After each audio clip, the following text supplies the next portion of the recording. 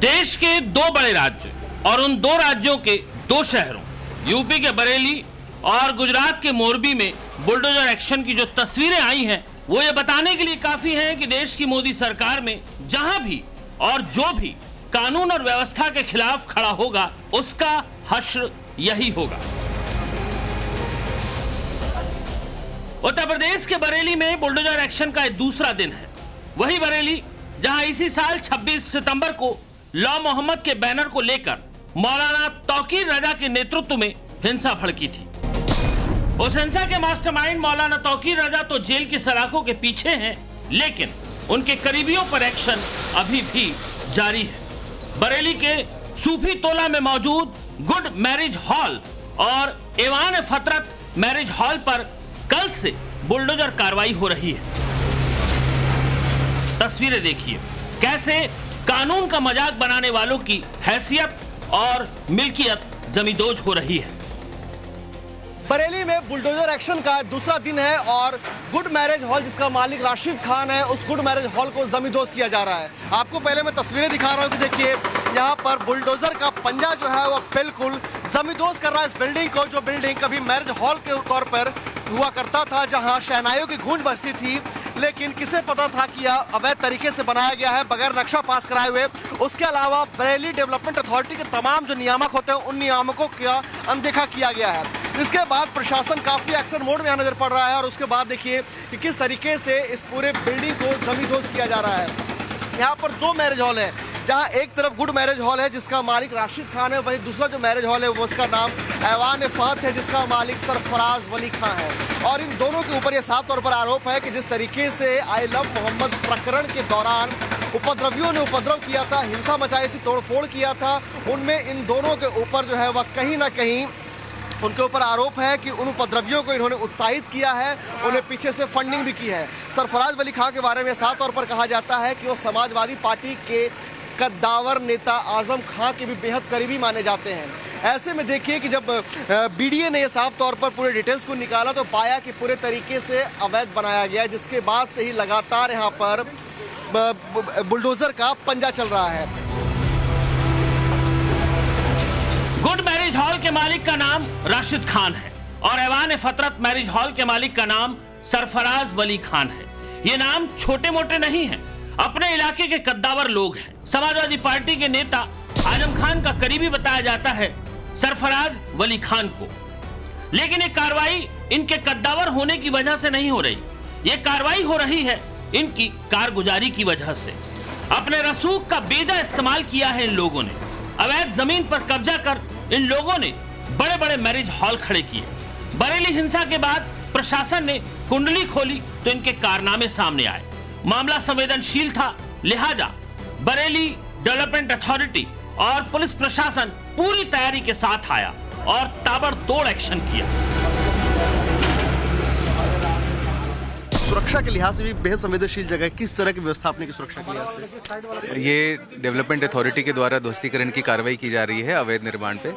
ये कार्रवाई का दूसरा दिन है। यहाँ पर जो सिचुएशन है, जो जगह है, इसके अनुरूप यहाँ पर पुलिस का डिप्लॉयमेंट किया गया है। एक कंपनी पीएसी यहाँ पर लगाई गई है, महिला पुलिस फोर्स भी यहाँ पे लगाई गई है, प्रॉपर बैरिकेडिंग की गई है और जो पुलिस है सुरक्षा के दृष्टिगत और शांति व्यवस्था को बनाए रखने के लिए पूरी तरह से मुस्तैद है।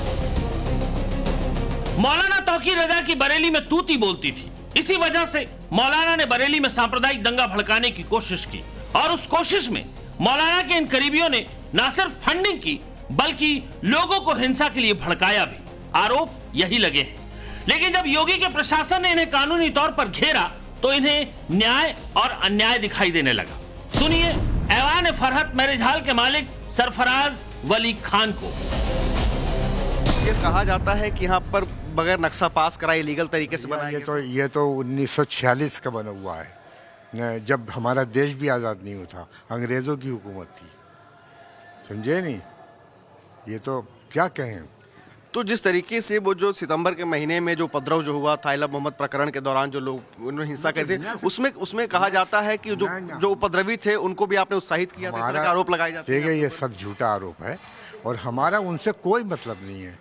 हमारा ना उनके आना जाना है, ना हमारा उनका हमारे यहाँ आना जाना है, ना हम उनके किसी फंक्शन में जाने वाले हैं, न वो हमारे किसी उसमें आने वाले, हमारा उनसे कोई वास्ता नहीं। ये तो बिला वजह उनका नाम हम आप मानते को जो उपद्रव वो गलत हुआ, ऐसा नहीं होना चाहिए था, इंसान नहीं होना चाहिए थी। भाई वो जो उपद्रव हुई वो गलती हुआ, हमसे उससे कोई मतलब नहीं है। अब आइए गुजरात के मोरबी, बिल्कुल योगी स्टाइल में यहाँ भी बुलडोजर गरजा। बरेली में तो हिंसा के बाद एक्शन है, लेकिन मोरबी की कहानी थोड़ी अलग है। ये मोरबी का ऐतिहासिक मणि मंदिर है और इस मणि मंदिर के पास अवैध कब्जा करके दरगाह बना दी गई थी। दरगाह भी छोटी मोटी नहीं, अच्छी खासी जमीन को कब्जा किया गया था और लंबे समय से हिंदू संगठन इस विवादित दरगाह को गिराने की मांग कर रहे थे। लेकिन प्रशासन मांग पर तो एक्शन ले नहीं सकता, उसे भी देखना होता है कि आखिर जो मांग है वो जायज है कि नहीं। मोरबी प्रशासन ने इस दरगाह की वैधता की जांच की तो पता लगा कि वाकई दरगाह अवैध तरीके से बनाई गई है। 2 साल से यही विवाद चल रहा था। मामला गुजरात हाईकोर्ट पहुंच गया था, लेकिन 2 साल बाद गुजरात हाईकोर्ट ने भी मान लिया कि दरगाह अवैध तरीके से बनाई गई है। बस फिर क्या था, गुजरात सरकार ने बुलडोजर घुमा दिए। लेकिन धर्म विशेष के लोगों ने इस कार्रवाई का विरोध किया, माहौल गरमाने की कोशिश की, रातों रात भीड़ जुटा ली गई। तस्वीरें देखिए।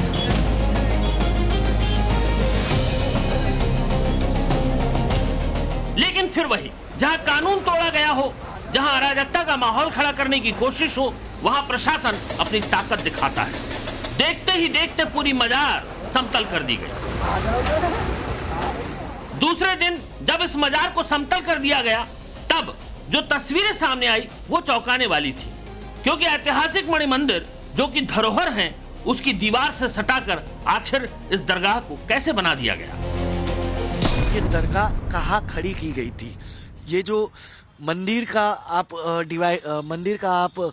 पिलर देख रहे या डिवाइडर देख रहे, इस इलाके से सटी हुई थी। मतलब इस दीवार से जो दरगाह की दीवार है वो बिल्कुल सट के खड़ी थी। अगर बरसों से यहाँ पर हेरिटेज प्लेस था, ये मंदिर है पुराना, मणि मंदिर के नाम से प्रख्यात है, और साथ ही साथ इसे बाग पैलेस यानी कि मोरबी के जो पहले राजा थे उसके नाम से भी, बाग मंदिर के नाम से भी जो इसे जाना जाता है। मौलाना भूल गया कि शासन किसका है। वो ये मानता था धमकी देंगे और हम जबरदस्ती जाम कर देंगे। हमने कहा जाम नहीं होगा, कर्फ्यू भी नहीं लगेगा, लेकिन कर्फ्यू का सबक तुम्हें ऐसा सिखा देंगे कि तुम्हारी आने वाली पीढ़ी दंगा करना भूल जाएगी। मौलाना तौकीर रजा फतेहगढ़ जेल में बंद है, लेकिन योगी का हंटर अब तक जारी। बरेली हिंसा के तीसरे दिन से ही योगी प्रशासन ने तौकीर रजा के इत्तेहादे मिल्लत काउंसिल यानी IMC के कार्यालय सील कर दिए थे। तौकीर के नाम पर चल रहे होटल और नोवेल्टी स्क्वायर में 37 दुकानों वाला 2 मंजिला बाजार सील कर दिया। इसमें जो अवैध कब्जा था उस पर bulldozer चलवाए।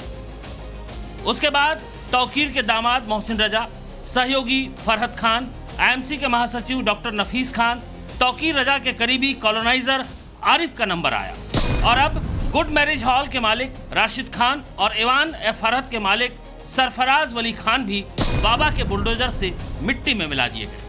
For more of such videos, do like, share and subscribe to ET Now Swadesh.